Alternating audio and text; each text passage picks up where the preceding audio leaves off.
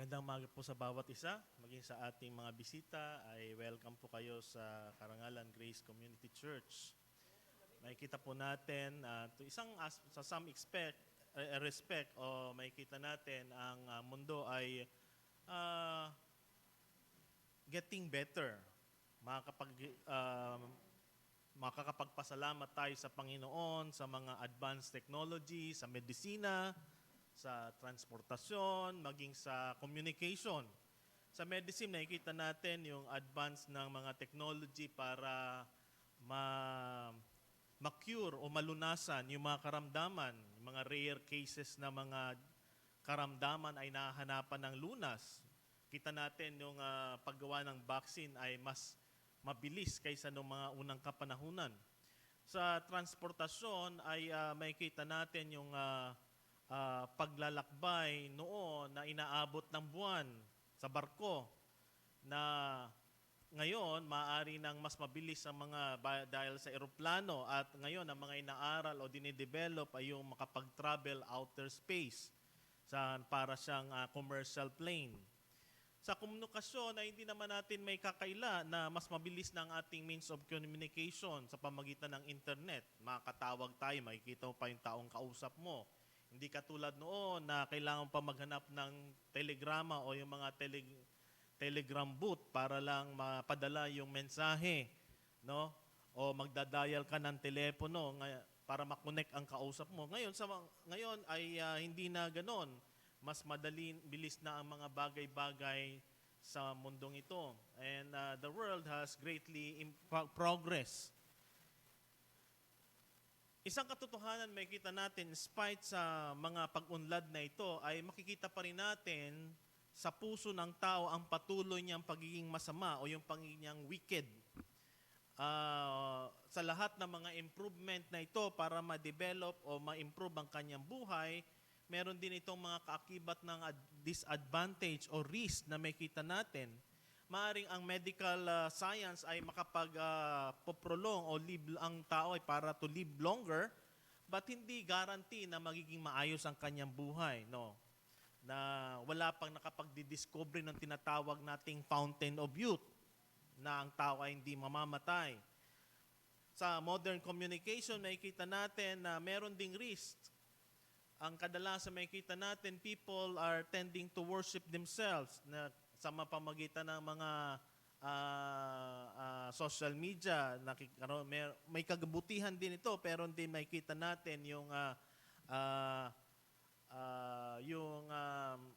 pagtaas ng sarili, no? Yung mga sariling Facebook na kanilang mga pinopost doon. Ang iba doon ay parang nakakainggit o nakikreate ng illusion na hindi yung talagang nangyayari sa kanilang buhay. Yung mga ganda lang, pinipili lang.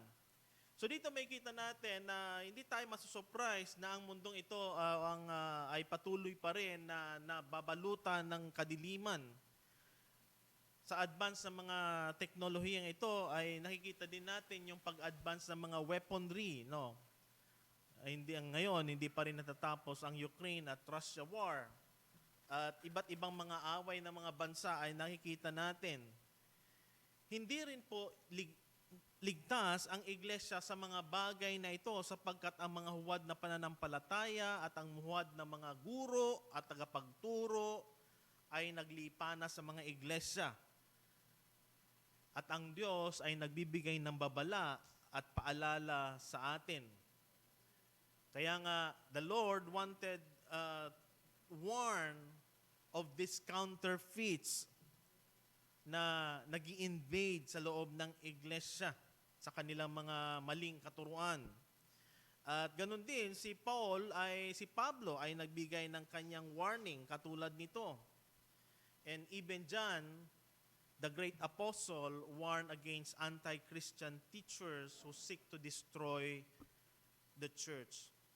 Sa ating titinang passage sa umaga ito, makita natin na ang Apostol Pedro ay sinasabi niya na this world is not expecting this world to become better either morally or spiritually, kung kaya binibigyan niyang babala ang iglesia of these false teachers invading the church.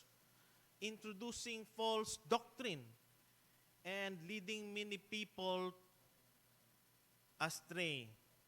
Kaya sa umaga ito ang ating mensahe that the world getting darker and darker, but the Word of God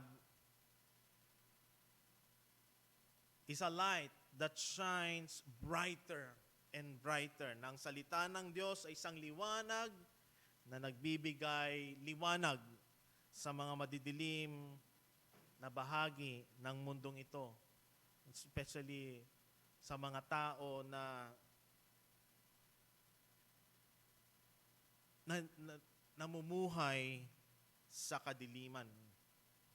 Minsan po ulit natin basahin ang 2 Peter chapter 1 verses 19 to 21. Yan po ang ating titingnan teksto. Bagamat binasa natin ang kabuuan ng 16 to 21, ay titingnan natin yung pangalawang bahagi, ang 19 to 21. At ganito ang sinasabi. Kaya't mayroon kaming salita ng propeseya na lalong tiyak. Mabuti ang iyong ginagawa kung ito'y inyong pagtutuunan ng pansin, gaya ng isang ilawang tumatanglaw sa isang dakong madilim hanggat sa pagbubukang liwayway at ang mga tala sa umaga ay sumilang sa inyong mga puso.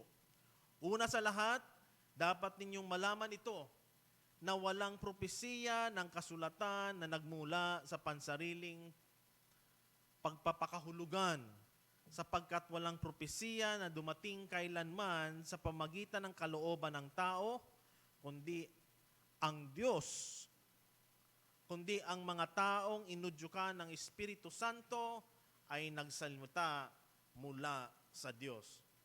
Purihin pagkabasa ng salita ng Panginoon, tayo po ay manalangin. Panginoon, kami naninikluhod sa iyong biyaya sa umagang ito, sa aming pagbulay-bulay ng iyong salita.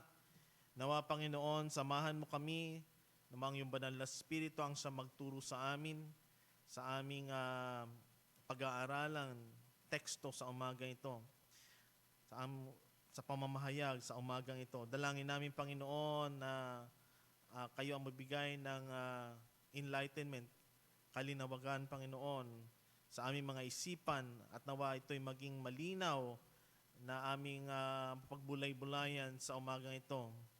Dalangin din namin, Panginoon, ang isang bukas na puso't isipan para sa iyong salita na siyang tatanggap ng mga mensahe ito.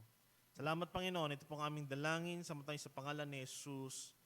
Amen. Nakita natin ng mga nakaraang linggo ay tinignan natin ang unang bahagi ng mga talatang ito na sinasabi sa atin na ang katiyakan, the certainty of believers, rests solidly on historical facts that the apostle testify as eyewitnesses. Na ang katiyakan ng mga mananampalataya ay matatag na nakasalalay o nakasandig sa makasaysayang katotohanang pinatotohanan ng mga apostol bilang saksi. At yun ang ating tiningnan, na ang ating katiyakay ay hindi base sa mga metodolohiya, hindi base sa mga pabula o mga eksperyensya. At bagkos, ito ay nakabase sa testimonya ng mga apostol bilang mga saksi. At dito may kita natin ng mga nakaraang linggo ay isang bagay o isang event ang binigyang pansin ni Pablo, at yun yung transfiguration, yung kung saan ang Panginoon ay ang kanyang kaniningan, ang kanyang kalwalatian ay nakita ng tatlong apostol. Si James, John, at saka si Pedro. Doon nila nakita ang Panginoon sa kanyang kaniningan at nakita din nila si Elias at saka si Moses na ang dalawang figure na ito, si Moses as the law and Elijah as the prophet, na ang mga ito ay nagpapatungkol ang kanilang mga testimonya sa darating na Kristo. At ang kanilang mga sinulat ay patungkol sa Kanya. At Jesus, ang kabuuan, ang fulfillment ng mga hula na ito, ng mga propesiyang ito. At ito ang binigyang pansin ni Pedro sa mga talatang ito. Nating tiningnan. in the midst of the vision of loveliness, nakita niya yung kalwalatian ng Panginoon. At hindi lamang yon, narinig niya ang tinig ng Diyos sa sinasabi. Anong sinabi ng Panginoong Diyos? Ito ang minamahal kong anak na siya kong kinalugdan. Nakita nila ng kanilang mata, narinig ng kanilang mga tenga at na-experience sila kung kaya itong mga eksperyensya nila ay mula sa isang saksi na nakakita sa Panginoon. At dito may kita natin ang salita ng Panginoon ay nakasalalay doon sa mga patutuo ng mga saksing tapat. Pero dito sa mga talatang ating tinitingnan, ay may bagong consideration na binibigay si Pedro. Now, Peter moves to a consideration of the written word of God. Yung sinulat na mga talata ng Diyos. Hindi lamang yung mga saksi ng mga apostol, bagkus binigyan niyang pansin ngayon. Sabi niyo, kaya't mayroon kaming salita ng propesiya na lalong tiyak.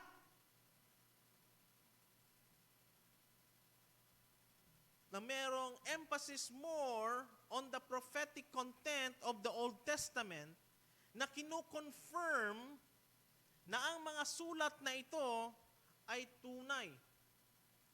We have the prophetic word confirmed. At anong kailangan? Sabi doon, you need to heed the light that shines in dark places. Kailangan, sabi dito, na inyong pagtuunan ng pansin gaya ng isang liwanag na tumatanglaw sa isang dakong madilim. At ito yung panawagan ni Pedro. Ito ang kanyang pagpapahalintulad sa salita ng Panginoon, katulad ng ilaw.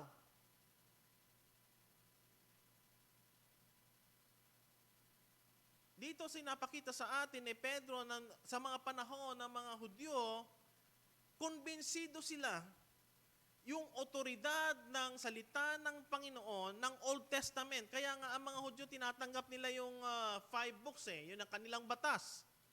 Yung kanilang Torah. They accept it by heart. But now, Peter is confirming that this Old Testament prophecy is confirmed in the New Testament era. Maaring makita natin itong verse 19 na tinitingnan natin na ang sinasabi ni Pedro sa atin, anuman ang kanilang narinig doon sa Mountain of Transfiguration ay kino-confirm ng mga propeta. Yan ang makita nating motive ng New Testament. Ang kadalasang ginagawa ng New Testament ay pinapakita sa atin the declared fulfillment of something that happened in the Old Testament. Kaya nga magkasama lagi ang Old and New. Maaring makikita natin sa Old Testament, dito pinapakita kung paano ang Diyos kumilos, nagbigay ng kanyang mga propesiya, ng kanyang mga hula, at makikita natin yon ang mga explanation nasa New Testament, ang kanyang mga fulfillment. Kadalasan, ang tendency ng mga iglesia or the churches is to treat yung Old Testament lightly. And they just want to focus on the New Testament. Hindi natin pwedeng paghiwalayin ang Old Testament at saka ang New Testament.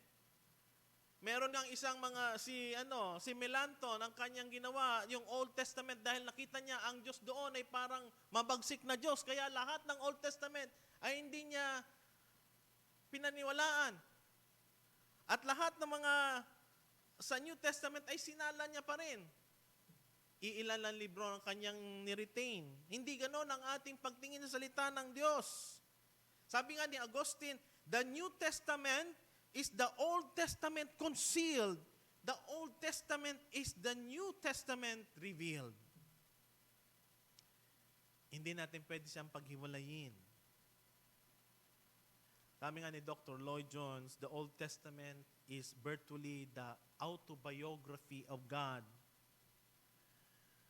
Today, marami nakita natin na maraming taong wala silang sense ng greatness ng Panginoon. Especially when it comes to miracle. May mga, sa pag-aaral, sa mga modern na mga theologians, usually, dinidisregard, tinatawag, di mythologize the scripture. Lahat na nakikita nilang parang hindi makatotohanan, tinatanggal nila at binibigyan ng explanation na ito ang nangyari dyan.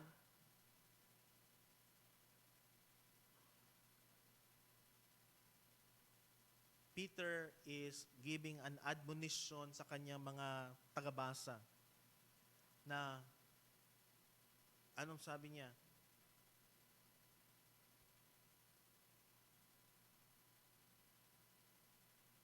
Na gawin na pagtuunang pansin ang mga salitang ito.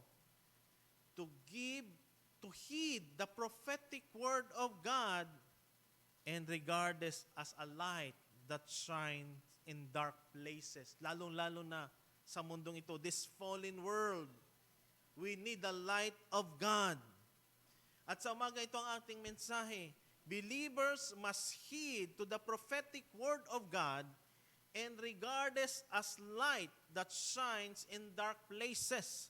Na ang mga mananampalataya ay kailangan sundin ang salita ng Panginoon at ituring itong bilang isang ilaw na nagniningning sa madidilim na lugar sa mundong ito. At titingnan natin ito sa tatlong affirmation na ang salita ng Panginoon, ito'y isang sigurado, a sure word ng salita ng Panginoon ay nagniningning bilang isang ilaw na tumatanglaw at ang salita ng Panginoon, ito'y isang ginigay ng Espiritu ng Diyos, God-given word. Pag titignan natin ang John chapter 1 verse 4 and 5, ang sinasabi ni John, in Him was life, and that life was the light of men, and the light shines in darkness, and darkness does not comprehend Him. Yan ang sinulat ni Juan patungkol kay Kristo na ilaw. Ngunit ang ilaw na ito ay tinatanggihan ng mga tao, hindi nila maintindihan. The appearance of Christ, ang kanyang pagdating, ang kanyang incarnation, ang kanyang pagkakatawang tao, ang kanyang kapangyarihan sa kadiliman,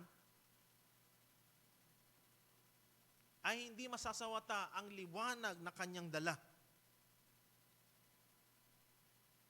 Nakita natin ang mundo ay patuloy na sa kanyang kasamaan. Maraming mga taong prefer nila mamuhay sa kadiliman.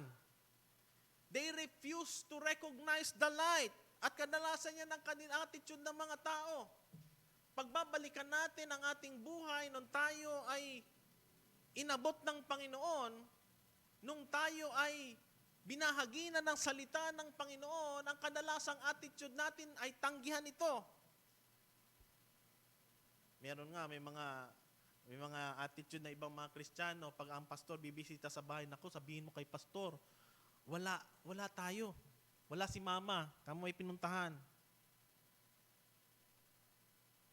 Tapos sabi ng batang pinagutusan, sabi po ni mama, wala daw po siya. Minsan tinataguan yung pastor. Minsan yung iba naman ay magbibigay sila ng maraming alibay.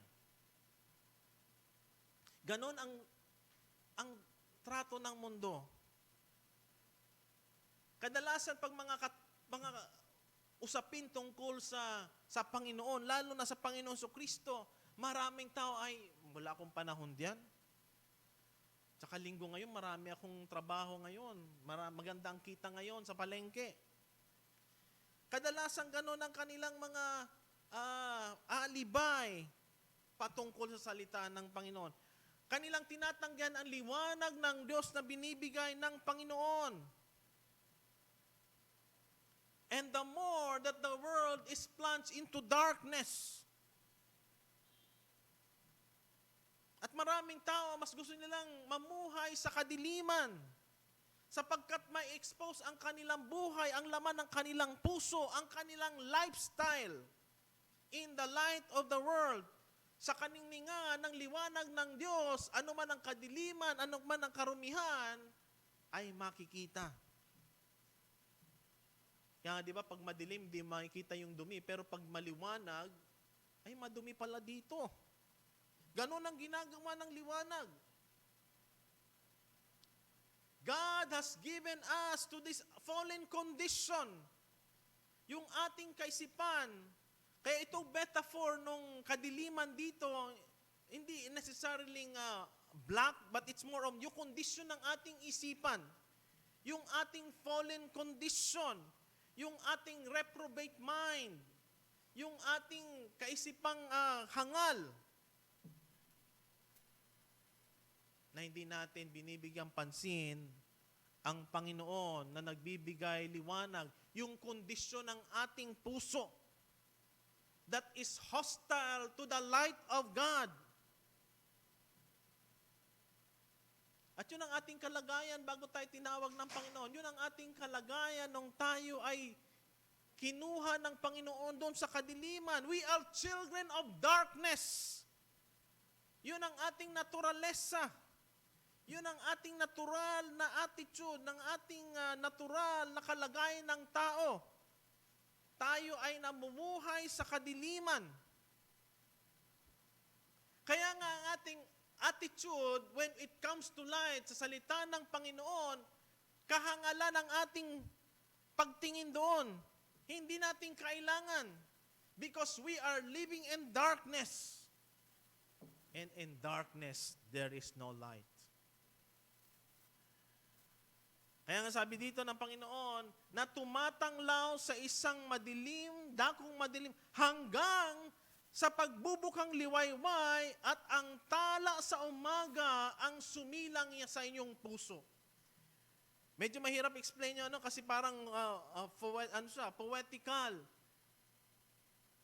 Ano ang ibig sabihin nitong pagbubukang liwayway? Ano itong tala sa umaga? Yan ang ginagawa ng Diyos.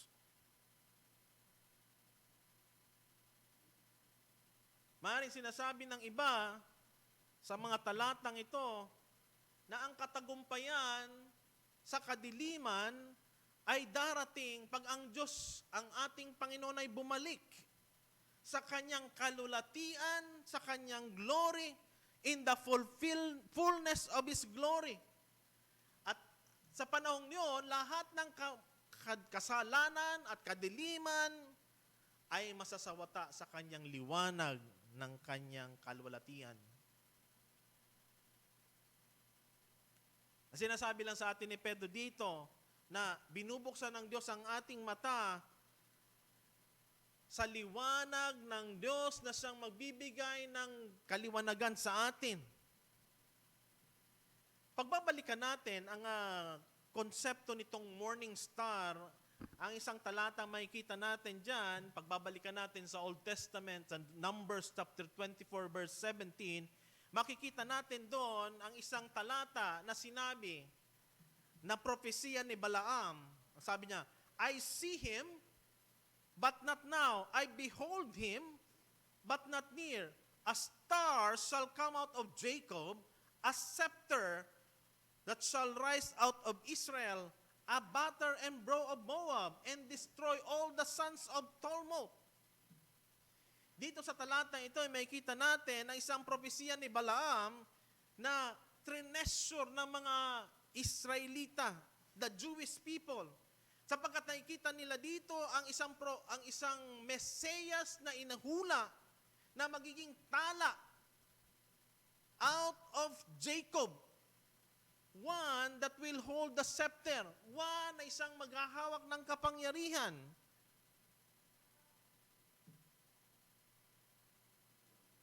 Isa pang talata makikita natin na magsasabi sa atin, ang Genesis 49:10 ay sinasabing, the scepter will not depart from Judah.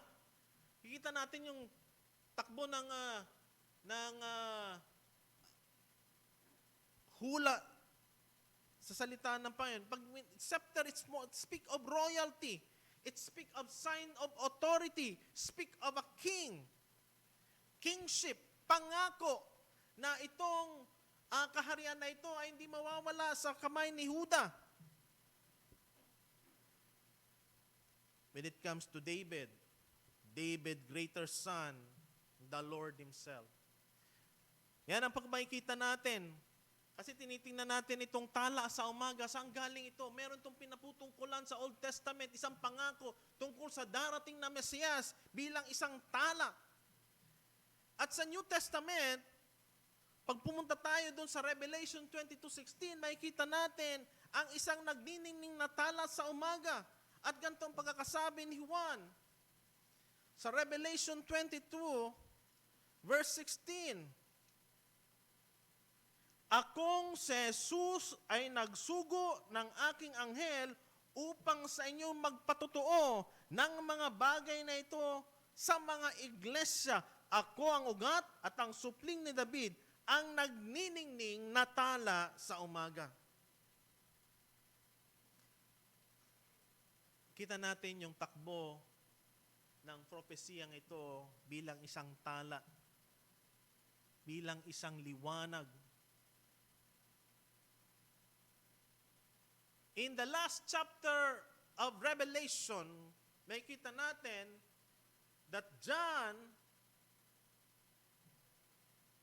is saying one of the beautiful title of Jesus Christ, Bright and Morning Star. Kaya sinabi ni Pedro, a star rising in the morning in our hearts when that day dawns. Hindi na-refer na yung darating. When Jesus comes. At ang sinasabi sa atin dito, ang salita ng Panginoon ng mga tinanggap, pinagtiwalaan ng mga tao ng kanyang mga anak mula sa kadiliman because of the Holy Spirit. Yung kadiliman na yon ay binigyan ng liwanag ng Panginoon. Nang ating mga tao ay mabubuksan sa liwanag ng Diyos. And we can clearly understand Jesus Christ. And that is the Holy Spirit doing in His children. The light of God will come to our hearts at mabubuksan ang ating isipan, ang ating kaisipan, maliliwanagan tayo.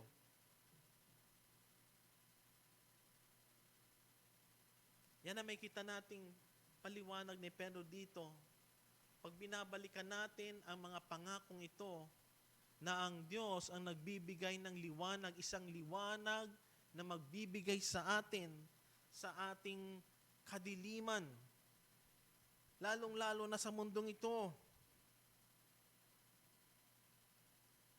Mari masabi natin si Pablo ay merong sinulat din, no?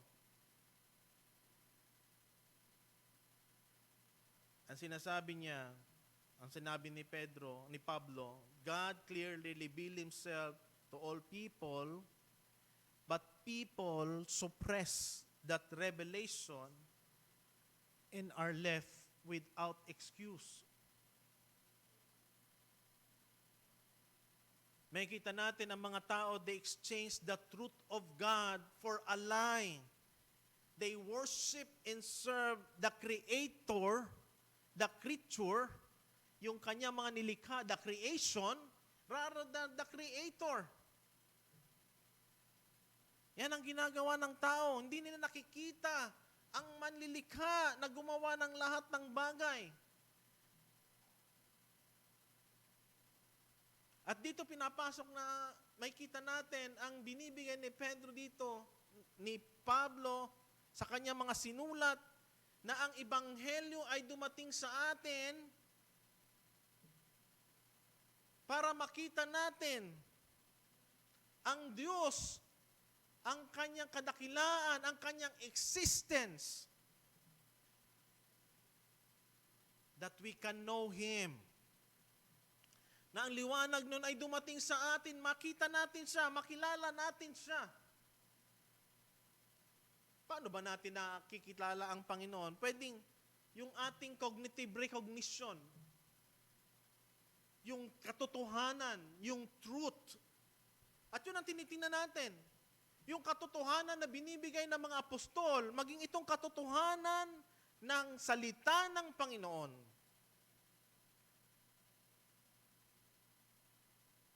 We know God by His truth. And on the other hand, we can know Him on a personal and intimate knowledge.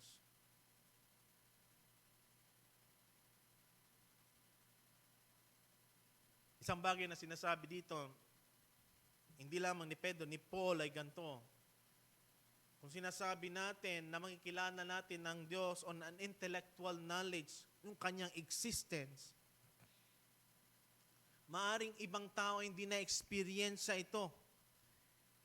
Yung sweetness of personal knowledge sa pamagitan ng banal na Espiritu na siya nag-o-open ng ating isipan upang makita natin si Jesus. Ang banal na Espiritu ang siyang nangunguna sa atin para buksan ang ating isipan, makilala natin siya ng lubusan in a personal way. Pag narinig natin yung word na, we seen the light, nakita namin ang liwanag, it speak of the profession of faith. Ang ating pananampalataya, ang ating pagtitiwala, ang ating pagkakilala sa ating Panginoon. Yung katotohanan na natanggap natin na nangyayari ito when we come in faith to the Lord Jesus Christ. Pag tayo ay lumapit sa Panginoon, tayo ay tinawag ng Panginoon, we can see the light. The power of the Spirit of truth. At doon, ang tala ng liwanag ang maniningning sa ating puso. That morning star reflect the light of the sun, parang siya muna maunguna upang dalhin tayo mula sa kadiliman sa liwanag. And Jesus Christ is the one that usher us from that day. Siya ang nagbibigay ng breakthrough. Siya ang tumatanggal, siya nagsisira ng kadilimang tumatakip sa atin. That is the Lord Jesus Christ.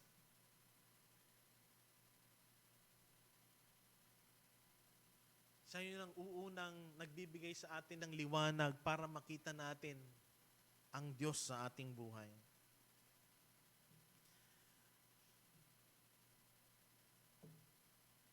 Kaya si Paul, meron tayong makikita din na sinulat siya sa 2 Timothy chapter 3 verse 16 to 17. Ito isa pang scripture passage na makikita natin that speak of the origin of Scripture. Sabi niya, all Scripture is given by inspiration of God and is profitable for doctrine, for reproof, for correction, for instruction, and the man of God may be complete, thoroughly equipped for every good work. Binigyang kasi, may inspirasyon ng Diyos sa kanyang salita. At tatlong affirmation makikita natin. Ang una makikita natin dito na ang salita ng Diyos ay isang sure word. Na ang salita ng Panginoon ay reliable, self-confirming. Ang kanyang mga sinulat sa Old Testament, makikita natin ang fulfillment sa New Testament. Maaring makikita natin sa panahon may mga contradicting statement, pero pag tinitingnan natin, lahat ito ay umaayon sa kanyang kalooban. May mga area sa salita ng Panginoon na mahirap intindihin, difficult passages. Maaring in time, di pa natin makita, but in the later time, there will be a revelation of God para maintindihan natin yon. At dito sinasabi natin that Scripture interprets Scripture.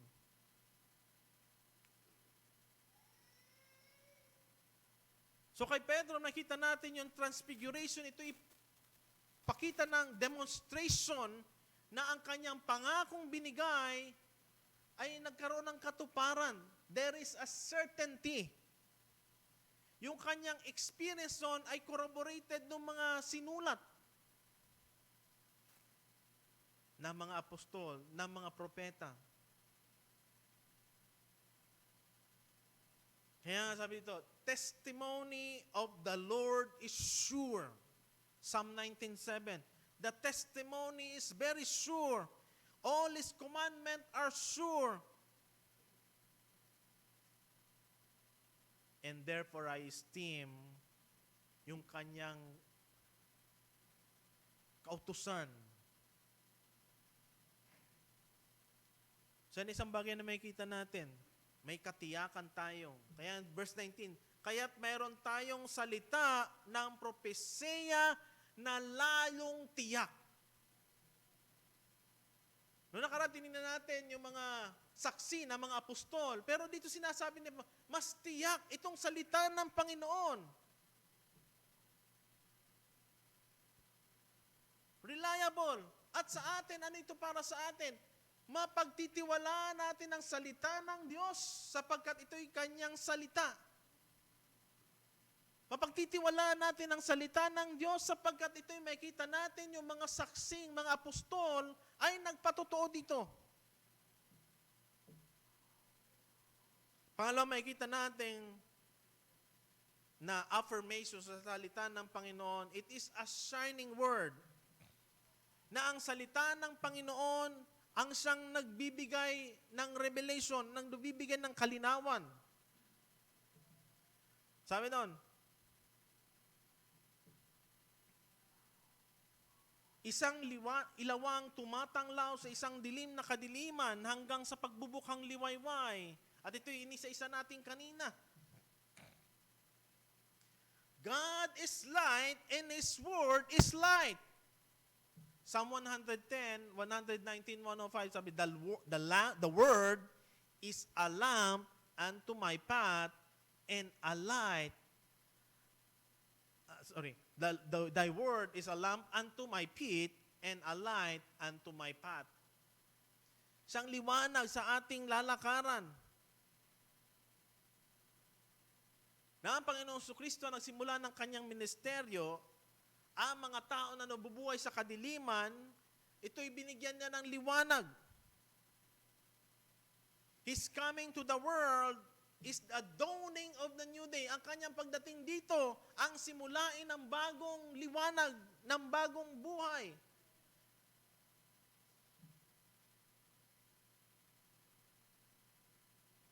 At anong tawag sa atin bilang mga Kristiyano? We are the light of the world. Christ, ang liwanag, siya din ay tinawag tayong mga liwanag sa kadilimang ito. Ito ay isang pribilehiyo, responsibilidad sa pamagitan ng kanyang salita. Because God is light at nais na rin tayo maging ilaw at asin upang ang mga taong nakikita ng ating buhay ay makilala ang Diyos. Ang mga mananampalataya, kailangan nating sundin ang kanyang salita at nawa ito'y maging gabay natin sa ating pamumuhay.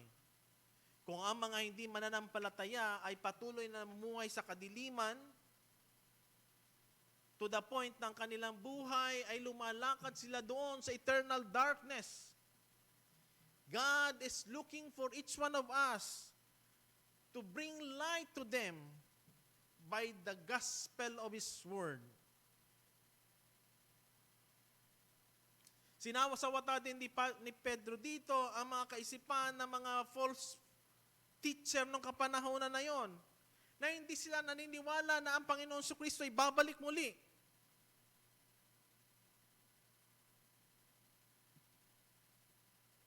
At dito pinatutuhanan niya sa kanyang mga sinabi dito na ang Panginoon ay muling babalik. Siya ang liwanag na nagniningning na tala sa umaga. Siya ang mauuna muna bago ang mga bagay na ito ay mangyari. The bright and morning star, the promise of His coming, that no matter this world is too dark, there is always a light in the Lord Jesus Christ. Kaya sa Malakay makikita natin, sinabi niya, the Son of Righteousness, na magbibigay ng healing, kagalingan sa mga mananampalataya at isang hatol sa mga hindi naniniwala sa Kanya. Kung ito yung mga bagay na dapat nating ipasalamat sa Diyos, that God has bring us to light. Hindi lamang ang salita ng Diyos ay isang tiyak, hindi lamang ang salita ng Diyos ay isang liwanag, at ito ang pinakamahalaga. Verse 20. Ito'y kasulatan ayon sa kalooban ng Diyos sa pag-uudyok ng Espiritu Santo. It is the Spirit-given Word. Nang salita ng Diyos ay kinasihan ng Diyos, inspired by the Holy Spirit. Si Pedro hindi niya ginamit yung term na God-breathed. Ito yung ginamit ni Paul. May ibang metaphor na ginamit si Pedro dito. Ang ginamit siyang metaphor, they are men being moved by the Holy Spirit. That being born alone by the Holy Spirit.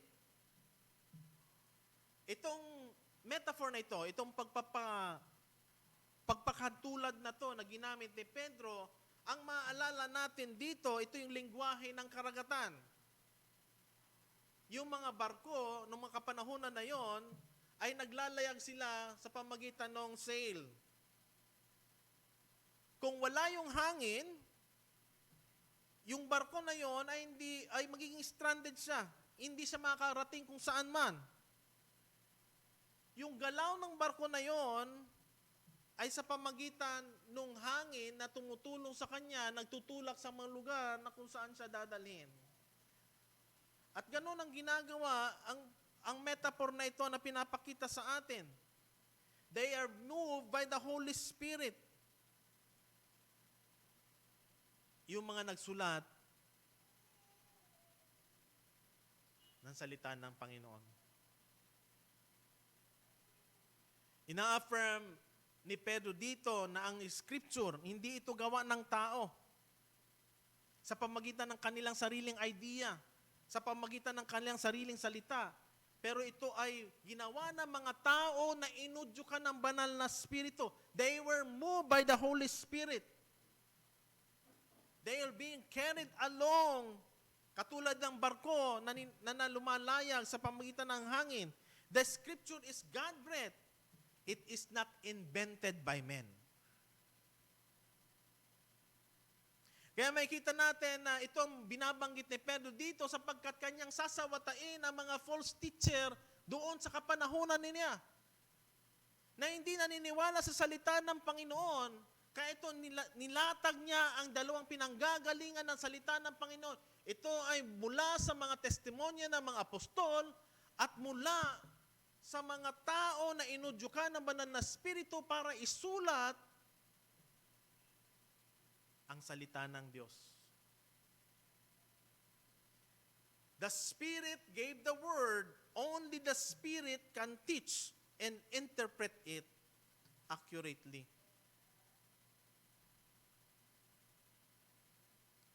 Kaya nga nung sinusulat ang salita ng Panginoon sa pamagitan ng inspirasyon ng banal na Espiritu, yung mga personality na nagsulat ay nandun pa rin. Kaya hindi sila parang mga robot na ito isulat mo. Bagkos ang banal na Espiritu, they are guiding them kung ano yung susulat nila. Kaya makikita natin ang salita ng Panginoon, bagamat iba't ibang mga author ang nandyan, 40 authors to be na iba-iba, and yet makikita natin yung kanilang diversity, yung kanilang style ay naroroon sa pamamagitan ng pagiging ng banal na spirito na nag-udyok sa kanila. Kaya merong variety, makikita natin. Merong poetry, merong story, merong iba't ibang narrative. May love story. Ang salita ng Panginoon. That is how God created. Yung creativity ng Panginoon. Nakita natin sa mga tao na inudyukan niyang magsulat ng salita ng Panginoon. Ito ay para ipakita sa mga huwad na mga tagapagturo na hindi ang salita ng Panginoon, ito hindi mara sa mga pabula, yung nakita natin last time. Hindi ito kathanang tao. Ito'y galing sa Diyos na inudyukan yung mga tao na isulat ang salita na nais niya sa atin. Para meron tayong nababasa. Kasi noon, ang salitang ito ay word of mouth. Yung mga naunang mga from the book of Genesis, ito ay mga pinasang mga salita doon sa mga ninuno, doon sa mga kanilang mga angkan-angkan, hanggang sa ito'y isinulat para makita natin hanggang sa ngayon. At napakahalaga ng written word, inscripturation of the word of God, para meron tayong nababasa. Makikita natin yung mga Protestant, with the Protestant Reformation, yung slogan ng Sola Scriptura, ang sinasabi nito, yung final authority that governs the conscience of the Christian is not found on a decree, even on the confession, but on the Scripture alone.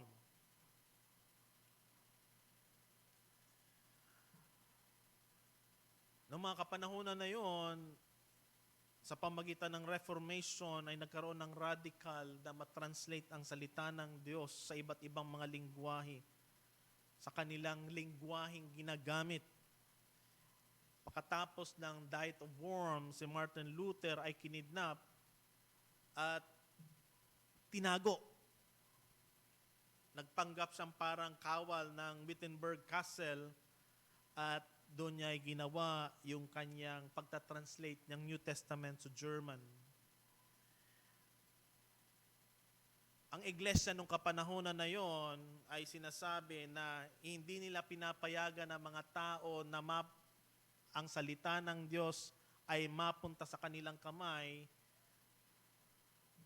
sapagkat natatakot sila na ito'y magiging paraan para yung iba't ibang interpretation ng salita ng Panginoon ayon sa kanilang sariling kaisipan, ayon sa kanilang kagustuhan. Maaaring mangyari yon, but despite yung danger, si Martin Luther ay isinulat niya ang Biblia sa kanilang lingwahe upang kahit yung mga maliliit na ito'y magiging clear, maging yung bata na magbabasa.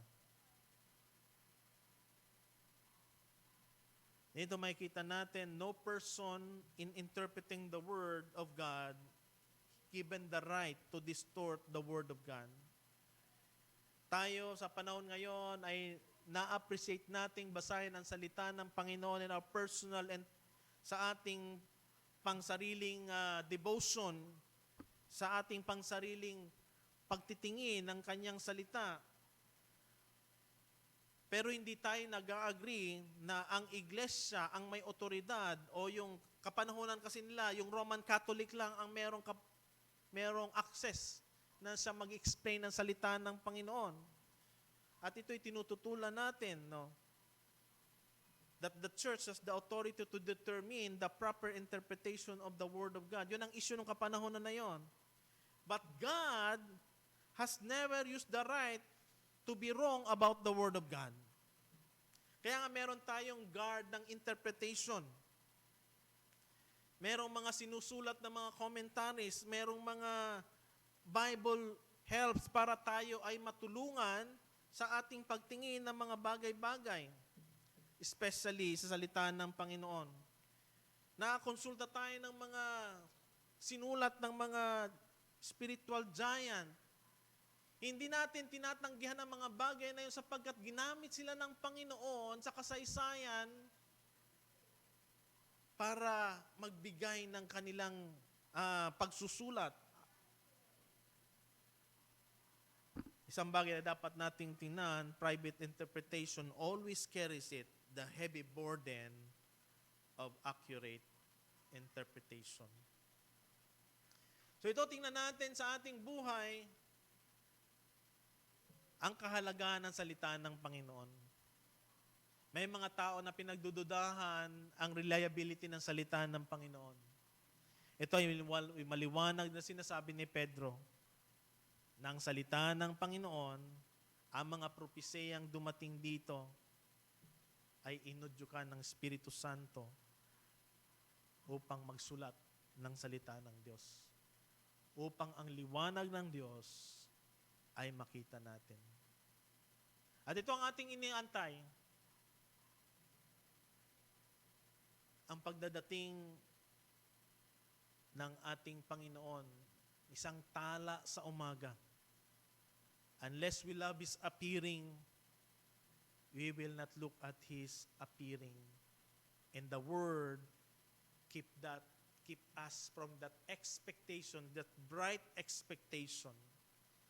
Ang mga tao maaaring mamatay, pero ang kanyang salita ay patuloy. Hanggang ngayon, nandito pang salita ng Panginoon. Ang mga experience natin mawawala, pero ang kanyang salita ay patuloy na riyan. Maaaring ang mundo ito ay patuloy sa kanyang kadiliman. Ang kanyang liwanag ay nandoon na magliliwanag. The light that will shine brighter. Nawa, ang challenge sa atin bilang mga manampalataya ay patuloy nating ilagay ang ating buhay sa kanyang salita. Na ang kanyang salita maging ilaw sa ating mga buhay. And be grounded to the sure Word of God, to the shining Word of God, to the Spirit-given Word of God. Tayo po ay manalangin. Panginoon, kami nagpapasalamat sa umagang ito. Papakita mo sa amin ang iyong salita bilang ilaw na nagliliwanag sa mga dakong madilim, maging sa aming buhay na puno ng kadiliman. Nagpapasalamat kami, Panginoon, sapagkat ang iyong salita ay ay mapagtitiwalaan namin. It is a sure word na mga sinabi ng mga propeta noon hanggang sa kasalukuyan, ito ay naganap at nakikita namin ang kanilang fulfillment sa New Testament. At may mga inaantay pa kami, Panginoon, na masusulat sa Revelation. Dalangin namin, Panginoon, na patuloy mong pag-alabin ang aming kauhawan sa iyong salita. Dalangin namin, Panginoon, na patuloy mo kaming maging student ng iyong salita. Dalangin namin, Panginoon, na patuloy ang iyong salita magbigay ng liwanag sa amin. Nawa, Panginoon, tulungan mo kami na magkaroon kami ng desire na laging in tune, laging magsasaliksik ng iyong salita sapagkat ito ay reliable at mapagtitiwalaan namin. Salamat, Panginoon, sa liwanag na patuloy mo kaming nilalagyan upang kami magpatuloy na lumakad na may kabanalan, lumakad ayon sa iyong kalooban, at lumakad ayon sa iyong liwanag na binibigay sa amin. Salamat, Panginoon. Ito po ang aming dalangin sa mata niyo sa pangalan ni Jesus.